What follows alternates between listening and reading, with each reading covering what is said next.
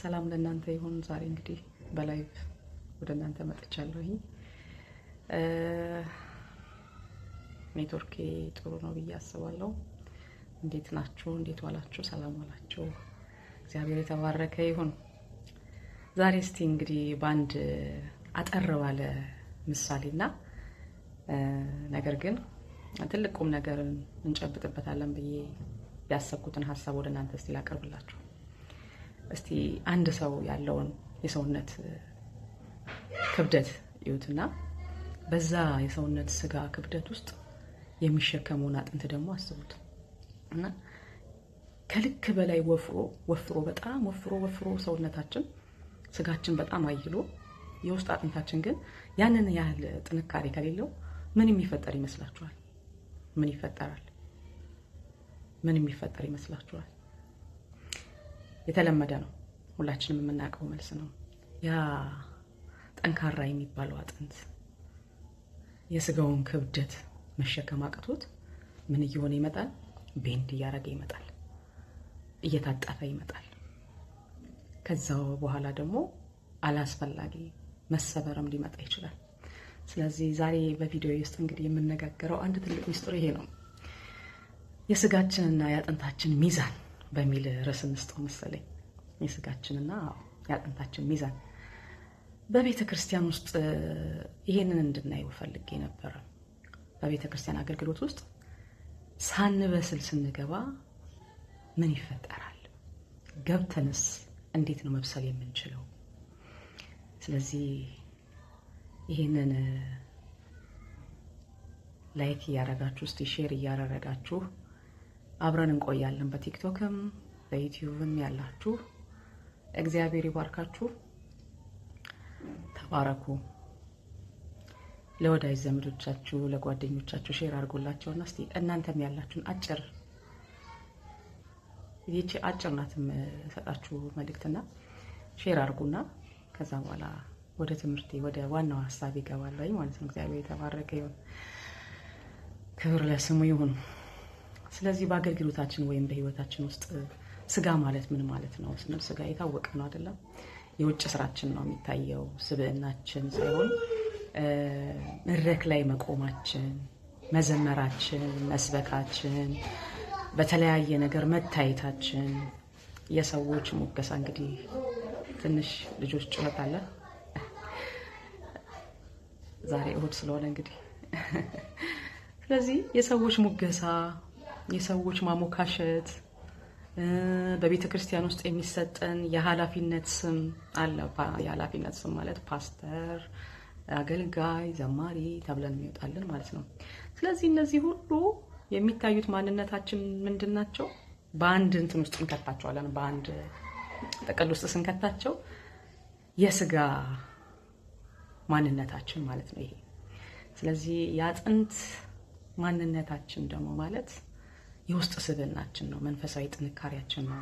ከእግዚአብሔር ጋር ያለን እለት ተዕለት ያለን ግንኙነት፣ ከሱ ጋር ያለን ፌሎሺፕ፣ ትዕግስታችን፣ መንፈሳዊ ብስለታችን፣ ትህትናችን። ትህትና ማለት ያው በደንብ ሰው ሁሉ በደንብ አብራርቶታል። በዚህ ዘመን በተለይ እግዚአብሔር ይባርካቸው ብዙ ሰባኪያኖች ተነስተዋል እግዚአብሔርን ከፍ የሚያደርጉና ትህትና ማለት ኢትዮጵያ ውስጥ እንዳደግ ነው ውስጣችን ብለን አኝከን ጎንበስ ማለት እንዳልሆነ፣ ጎንበስ ማለት የትህትና ምልክት አድርገን ብዙ ዘመን ቆጥረ ነው ነበረ።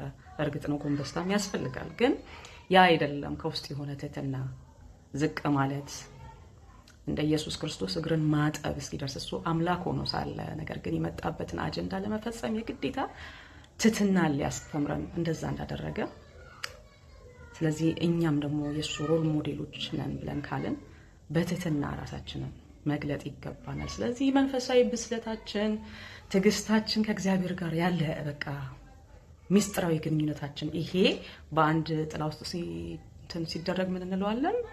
አጥንት። የአጥንቱ ይሄ ነው ማለት ነው።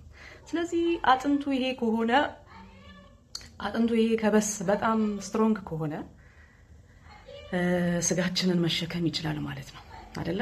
ስጋን የመሸከም ስጋን ጎሽሞ የመያዝ አቅም ይኖረዋል ማለት ነው አጥንቱ በጣም ካልበረታ።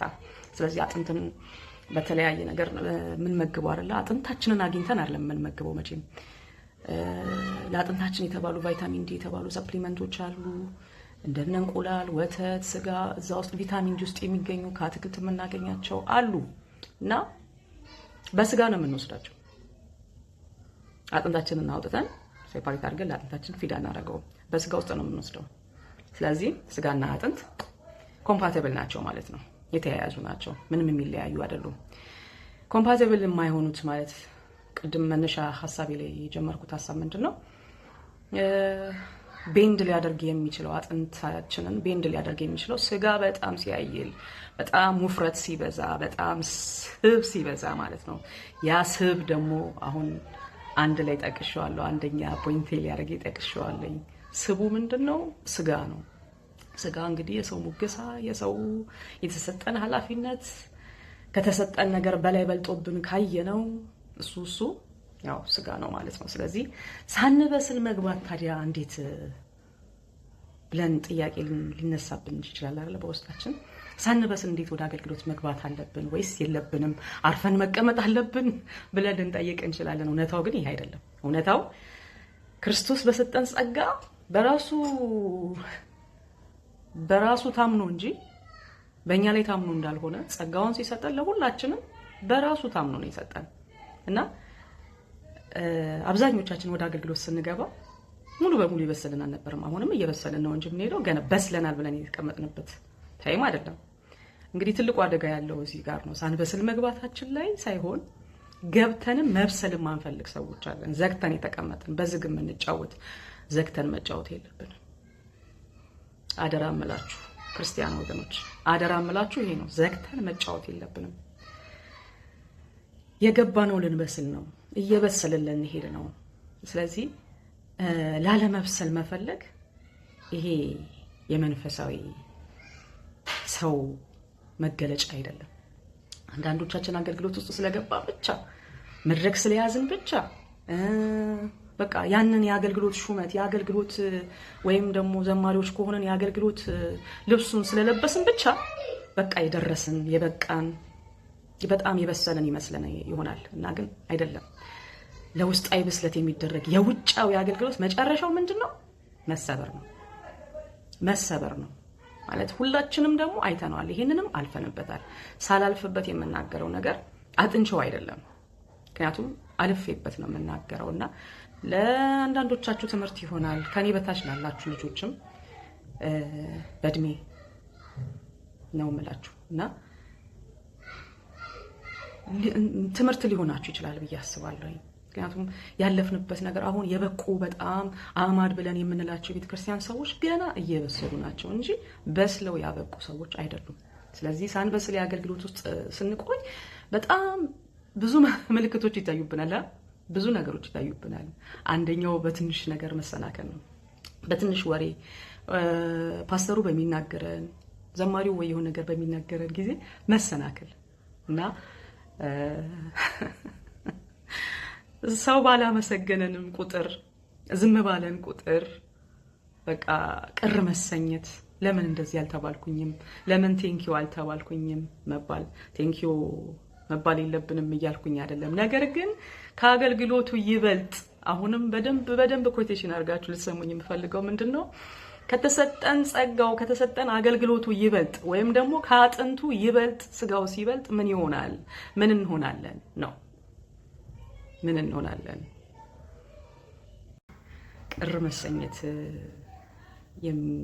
ቅር መሰኘትን የሚያመጣው ምንድነው? በስጋ ነገሮቻችን በጣም የስጋዊ ነገራችን ሲያይልብን ሲያደላብን። ሁለተኛው ደግሞ መታረም አለመቀበል፣ እርምትን አለመቀበል፣ በቃ ሰዎችን ዘግቶ መቀመጥ።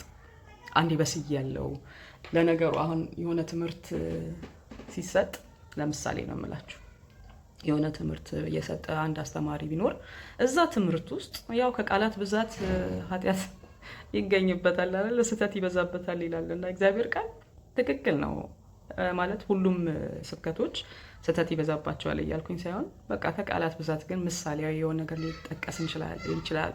እኛም የምንናገረው ነገሮች አንዳንድ ጊዜ ካለመብሰልም ወይም ደግሞ በእኛ አረዳድና በሌሎች መረዳት ጋፕ ስለሚፈጥር ያንን ነገር ይፈጥራል ብዬ አስባለሁና ይሄ ነገር ትክክል አይደላችሁም ተብሎ ሲባል መታረምን አለመቀበል። በቃ ይሄ ትክክል ነኝ እኔ ይሄ እንዴ ብሎ ጭራሽ በቃ ለርማት አይምሮን አለመክፈት እና ይሄ ማንም ሰው በቃ ምክርን ሲሰጠን ያ ሰው እንደተቃወመን ትምህርታችንን እንደማይቀበለው አገልግሎታችንን እንደማይቀበለው አድርገን መረዳት ያን ነው እና ሁልጊዜ በብዛት የምናስተውለው ሁላችንም አገልጋዮች በጠቅላላ ቢጠየቁ ይህንን መልስ ይመልሳሉ ብዬ አስባለሁ። በቤተ ክርስቲያን ላይ በትንሽም ይሁን በብዛት የተቀመጡ ሰዎች ያለ ማንገራገር ያለፉበትን የእግዚአብሔርን እውነት ስለሆነ በእግዚአብሔር ፊት አይዋሽም፣ ለእግዚአብሔርም አይዋሽም። ስለዚህ ያለፍንበትን መንገድ ነው ለሌሎች መልእክት ይሁን ለሌሎች ለሌሎች መካፈል ይሁን በቃ ሼር መደረግ ይሁን። እግዚአብሔር ይባርክህ። ስለዚህ ሁለት አይነት ህይወት ደግሞ መኖር አለ። ሌላኛው ሁለት አይነት ህይወት መኖር አለ። አገልጋዩ መድረክ ላይ ቅዱስ ያው አንብቦ የመውረድ ያህል ማለት ነው። አስተላላፊ ቱቦ አይደለም የሚባለው። አስተላላፊ ቱቦ ውሃችን ውስጥ የሚመጣው ውሃው እኛን ነው የሚጠቅመውና ቱቦው ግን ምንም አይጠቅምም። ስለዚህ አስተላላፊ ቱቦ ብቻ መሆን መድረክ ላይ ቃሉን በትክክል በስነ ስርዓት በቃ በአውዱ በፍቺው በምኑ ያቀርባል፣ ግን ሮል ሞዴል አለመሆን። ምክንያቱም በሚኖርበት ኑሮ ብዙዎቻችን ትምህርት ቤት ሆነን የምንማራቸው ትምህርቶች አሉ። ኤቲክስ ስንማር አንድ ዶክተር እያጨሰ ምንድነው አታጭስ ብሎ ይናገራል አይደል? አታጭሱ እያለ ይመክራል። አታጭሱ ምክንያቱም ከኢኮኖሚ አንፃር ከጤና አንፃር ብሎ ይናገራል። ግን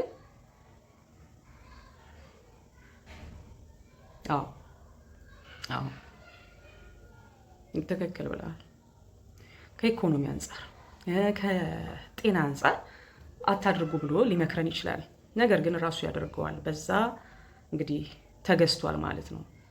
ስሜቱን መቆጣጠር አልቻለም ማለት ነው። ግን የእግዚአብሔር ቃል እንደሚናገረው ራሱን የሚገዛ ሀገርን ያስተዳድራል ይላል እግዚአብሔር ቃል አይደል? ስለዚህ ራስን መግዛት ይጀምራል። መንፈሳዊ ህይወት ጉዞ መጀመሪያ ስንጀምር ራስን መግዛት፣ የሆነ ነገር ሲመጣብን ራስን መግዛት እያለን ስንል እያደግን ነው ማለት ነው። ለዛ ነገር ሪስፖንድ እያደረግን ነው። ለመንፈሳዊ መለወጣችን ሪስፖንድ እያደረግን ነው ማለት ነውና እግዚአብሔር የተባረከ ይሁን። እግዚአብሔር ይባርካችሁ።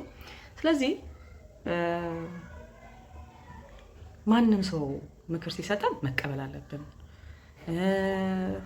ትንሽ ነገርም ትልቅም ነገር ቢሆን በሱ መሰናከል የለብንም። እንደገናም ደግሞ ሁለት አይነት አኳኋን ሁለት አይነት አኗኗር መኖር የለብንም። አንድ ነው ማንነታችን። ክርስቶስ አንድ ነው ማንነቱ የነበረው። ስለዚህ አንድ እንደሆነ አንድ ሆኖ መኖር የክርስቶስን ባህሪ ገልጦ መኖር አለብን ብዬ አስባለሁ። ስለዚህ ታዲያ መፍትሄው ምንድነው ያላችሁ ለምትጽፉልኝ መፍትሄው እንግዲህ አሁን ላይ አገልግሎት ላይ ካለን የውስጥ ስብዕናችን ጋር መጣመሙን ከተረዳን በተለይ እዚች ጋር ያነሳሁት ፖይንቶች በጣም በእኔ እይታ ነው ባይዘው ይሄንን ያነሳሁት። ሌሎቻችሁ ደግሞ ብትጠየቁ በጣም ብዙ የምታወሩት ነገር ሊኖር ይችላል፣ ብዙ የምታነሷቸው ፖይንቶች ሊኖሩ ይችላሉ ብዬ አስባለሁ። በእኔ አሁን ላይ ከመጣልኝ ሀሳብ ነው ሼር ማድረጋቸውና የሰው ሀሳብ መቼም ውስን ነው አይደለ? እርስ በርሳችን ግን ሼር ስንደራረግ በተለይ መንፈሳዊ አንዱ አንዱን ይስለዋል፣ አንዱ አንዱን ይመክረዋል እና ለእግዚአብሔር ቃል ክፍት ከሆነ ልባችሁ የእግዚአብሔርን ነገር ለመስማት ክፍት ከሆነ ልባችሁ ራሳችሁን የምታዩበት ነው በቃ። እና ስለዚህ ይሄ ታዲያ መፍትሄው ምንድነው ብለን የምንል ሰዎች መጣመሙን ከተረዳን እንዴት አስተካክለን መብሰል እንችላለን? እንዴት ከተጣመምንበት መንገድ ተመልሰን ወደ እውነተኛው መንገድ ተስተካክለን መሄድ እንችላለን ብለን ስንል ቅድም ያነሳኋቸው 3 ፖይንቶች አሉ አይደለ? እነዛ ከሰዎች እይታ ውጪ መኖር፣ ከሰዎች እይታ ውጪ ያለውን ህይወት ማሳደግ አለብን። የነሱ የሚያዩን ሌላ እኛ የምንኖረው ሌላ መሆን የለበትም። ስለዚህ ምንድነው መሆን ያለበት? መድረክ ላይ ከመቆማችን በፊት አገልግሎታችን ላይ ከመቆማችን በፊት የምናሳልፈው ጊዜ ከእግዚአብሔር ጋር እንዲበዛ፣ በጣም እንዲበዛ፣ ጸሎቱ፣ የቃል ጥናቱ፣ ከእግዚአብሔር ጋር ያለው ፌሎሺፕ በቃ ከውጭ አገልግሎት መጀመሪያ መቅደም አለበት። የእልፍኝ ጸሎት፣ የእልፍኝ ምስጋና፣ የእልፍኝ ጩኸት የአደባባይ ብቻ ሲሆን አደባባይ ላይ ይቀራል። የእልፍኝ ጩኸት ግን አደባባይ ድረስ ይሰማል እና በእልፍኝ የሚጮህ ጩኸት አደባባይ ላይ ይወጣል እና ነኝ። ስለዚህ ከአገልግሎታችን ጋር እኩል መመዘን አለበት በቃ። እና ሁለተኛው ፖይንቴ ደግሞ እየተማርኩ ነው የሚል ሰው አገልግሎት ላይ የደረሱ ሰዎች፣ የበቁ ሰዎች በሚሰበሰቡበት ቦታ ብቻ ሳይሆን ሰዎች እየታሹም ይማራሉ። አገልግሎት ውስጥ ሰዎች በእግዚአብሔር ቤት ውስጥ እየታሹ ያድጋሉ። እየተማርኩ ነው የሚል ልብ መኖር አለበት አንድ አገልጋይ። ተምሬያለሁ፣ ጨርሻለሁ፣ ቴዎሎጂ ምሩቅ ነኝ፣ አስተማሪ ነኝ ና የሚማር ልብ መኖር አለበት። ስለዚህ ማንም ሰው ሙሉ አይደለም አይደል? እንደምናውቀው ልክ ነው። ማንም ሰው ሙሉ አይደለም። ለመማር ለመታረም ሁልጊዜ ለመማርም ለመታረምም ሁልጊዜ ክፍት እንሁን። በእግዚአብሔር ፊት ነው የምንጠይቃችሁ። በእውነት ለመማርም ለመታረምም ሁልጊዜ መማር በቃኝ የሚል አስተማሪ አለ። ልታረም አልችልም ብሎ የተቀመጠ አገልጋይ ሊኖር ይችላል። ያ ግን ድርቀት ነው የሚያመጣው፣ መሰበር ነው የሚያመጣው። እና ሶስተኛው ፖይንቴ ደግሞ መጀመሪያ ላይ እንደጠቀስኳት ትህትናን መለማመድ የተሰጠን የአገልግሎት ጸጋ ስጦታ እንጂ ከሌሎች የላቀ የችሎታ አስተሳሰብ ስለኖረን ወይም ደግሞ ገዢ ሀሳብ ስላለን እግዚአብሔር የመረጠን ያ ስለሆነ አይደለም። በእውነት አይደለም። እግዚአብሔር አገልግሎቱን ያላንተም ያላንቺም ማካሄድ የሚችል እግዚአብሔር ነው። በቃ ያለኛ እግዚአብሔር አገልግሎቱን ማስኬድ ይችላል። ምክንያቱም ሰማይና ምድርን የፈጠረ አምላክ እኛን አማክሮ አይደለም፣ ከኛ ተማክሮ አይደለም አይደለም። ስለዚህ ትህትናን መላበስ አለብን። በትህትና መኖር፣ በትህትና መመላለስ አለብን። እግዚአብሔር የተባረከ ይሁን። ስለዚህ ትህትናን መለማመድ ሁልጊዜ ያስፈልገናል ብዬ አስባለሁ። አራተኛው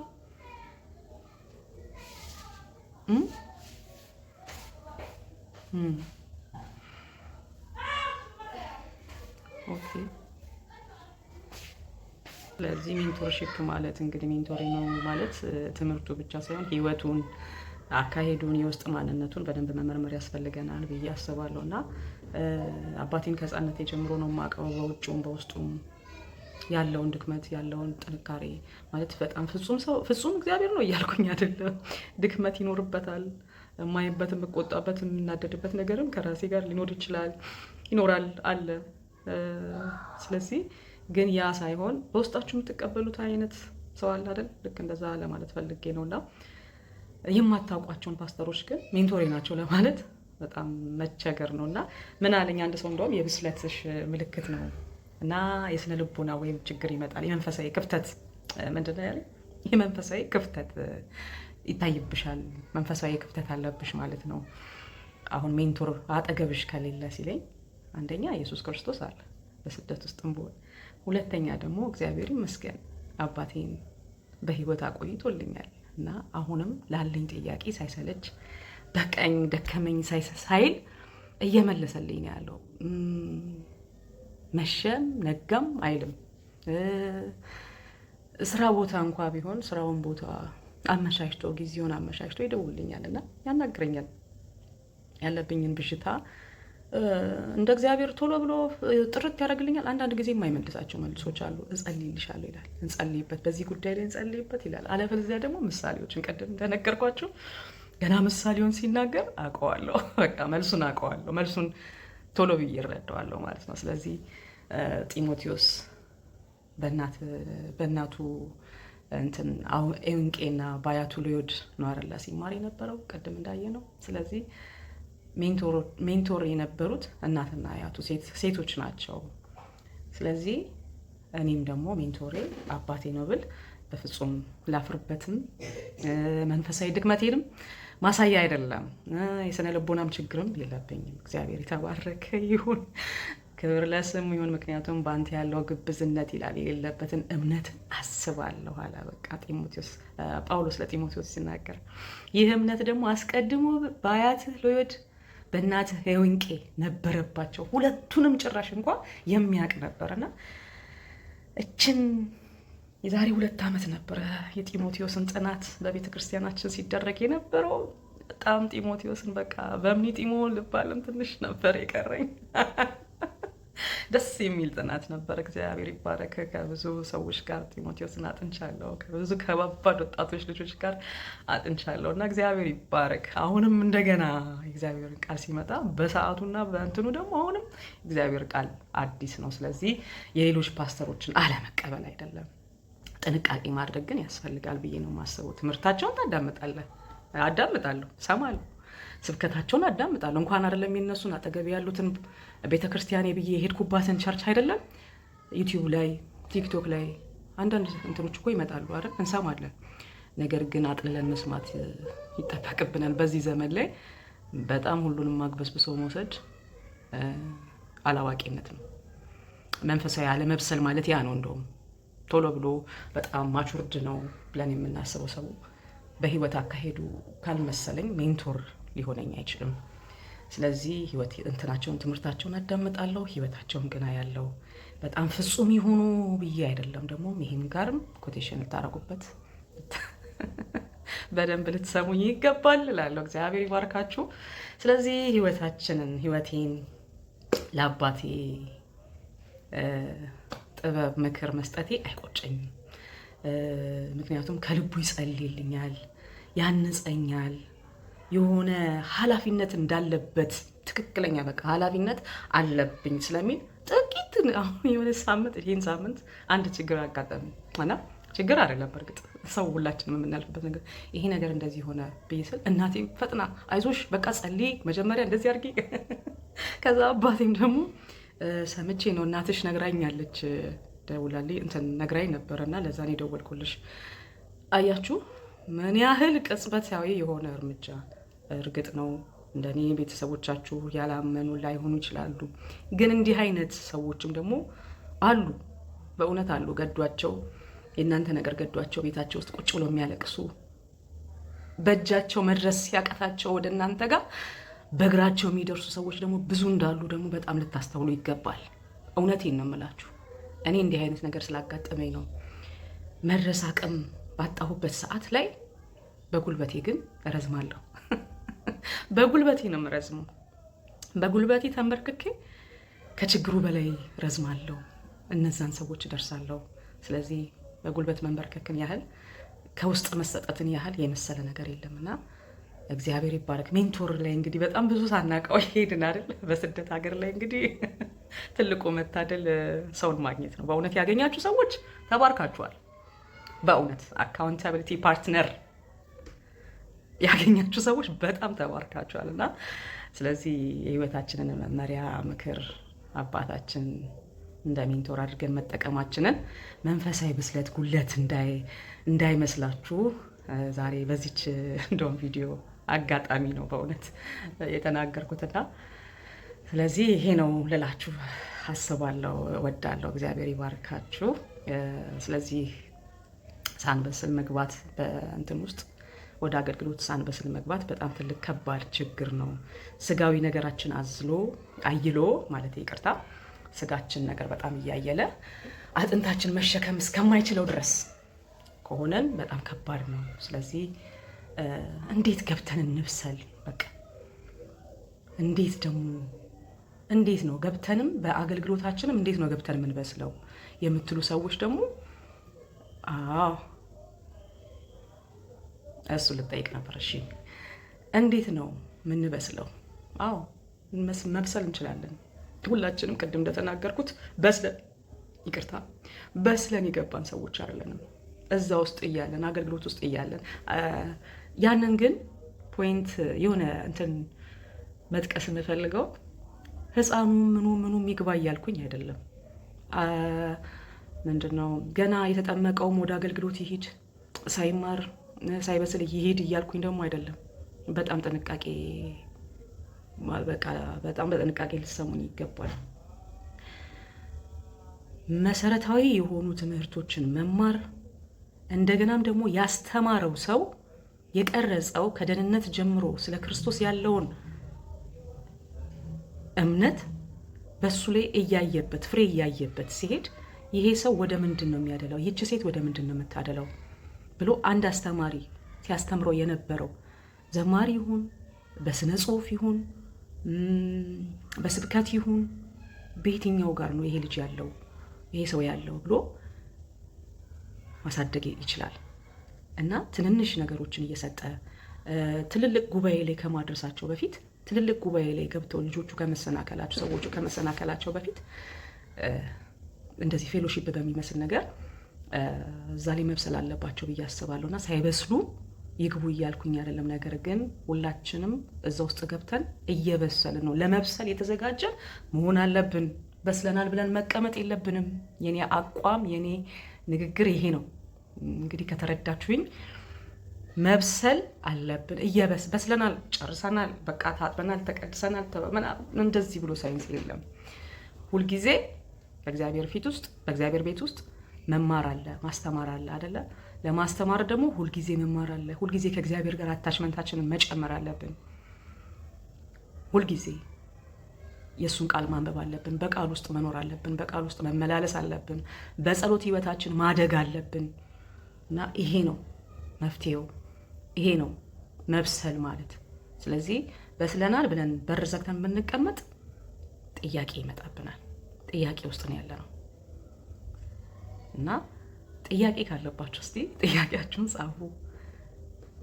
ይሄ ነው በደንብ እንድትረዱኝ የምፈልገው ይሄ ነው። በቃ ሳንበስል እንግባና አገልግሎቱን የተለያየ ስም እንዳታሰጡት አደራ። መብሰል አለብን። በቃ ከሰው እይታ ውጪ ያለን ህይወት ማሳደግ አለብን። በቃ ሰዎች የሚሉን ሌላ፣ እኛ የምንኖረው ሌላ መኖር የለብንም። እየተማርኩ ነው የሚል ልብ ሊኖረን ይገባል። ከላይ የገለጽኳቸው ፖይንቶች እነዚህ ናቸው አይደለ? ትህትናንም እንደ ኢየሱስ መላመድ፣ በቃ መልበስ፣ ትህትናን መልበስ። በጸሎት ሰዓት ላይ ማልቀስ አይደለም። አታልቅሱም ደግሞ እያልኩ አይደለም። እኔ በጣም አልቃሻ ነኝ። ስንነካም ማናለቅስ ሰዎች ልንኖር እንችላለን። እንደ እንትናችን ነው፣ እግዚአብሔር እንደፈጠረን ነው። እና ያ አይደለም ትህትና፣ ያ አይደለም መነካት። ግን የእውነተኛ ከእግዚአብሔር ጋር ያለን በእግዚአብሔር ፊትም ትሁት ናችሁ የምንባል በሰው ፊትም ትሁት ናችሁ የምንባል ሰዎች እንድንሆን እግዚአብሔር ጸጋውን ያብዛልን። አሜን አሜን በሉ። እግዚአብሔር ይባርካችሁ። ስለዚህ መንፈሳዊ አማካሪ ላይ በጣም ትንሽ ሆቲሾ አደረኩት አይደል? አዎ እንግዲህ እንነጋገር ከተባለ ላይቭ ላይ እስከሆነ ድረስ እናወራዋለን። እግዚአብሔር ይባረክ። እና እንግዲህ መጨረሻ ማጠቃላይ ደርሻለሁ። ምን ትላላችሁ? እግዚአብሔር እንግዲህ ከውጭ ስራችን ይልቅ የውስጥ ማንነታችን ላይ ያተኩራል አይደለ? ሰው ምንን ያያል አለ?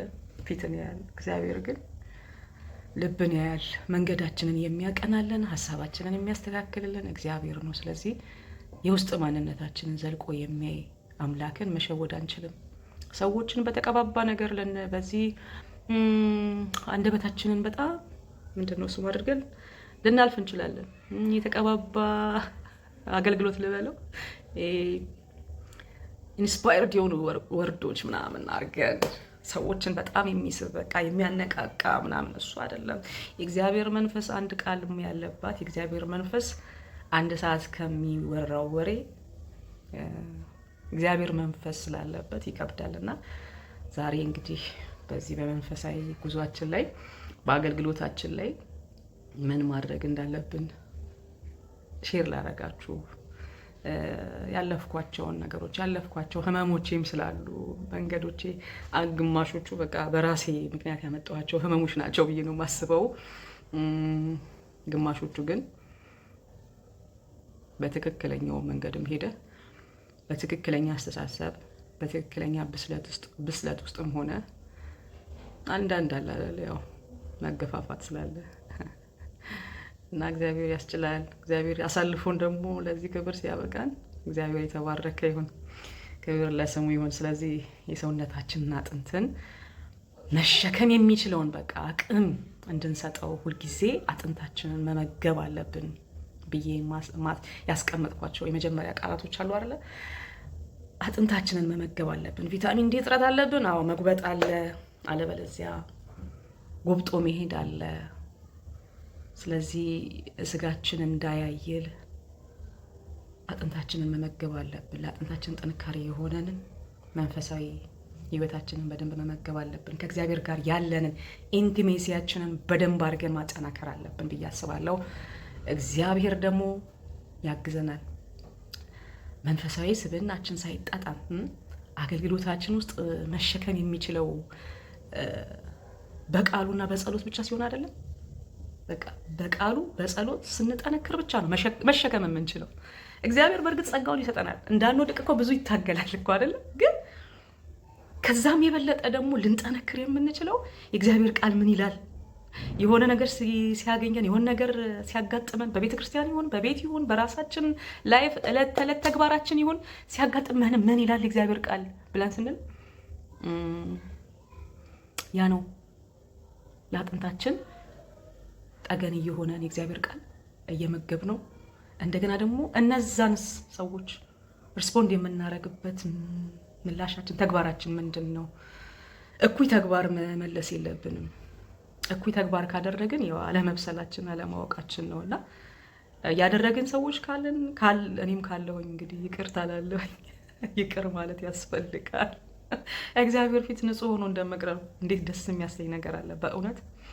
ስጋን በጣም ንጹህ አድርጎ ሰው ፊት ሲቀርቡ ምንም ያለ ምንም እንትን ደስ ይላል አይደል? ፐርፊውም ባይኖረን ራሱ በቃ ምን ሸታው ሽታ ጥሩ ጥሩ ነው። አለበለዚያ ላብላብ እያለን ምናምን ጥሩ አይደለምና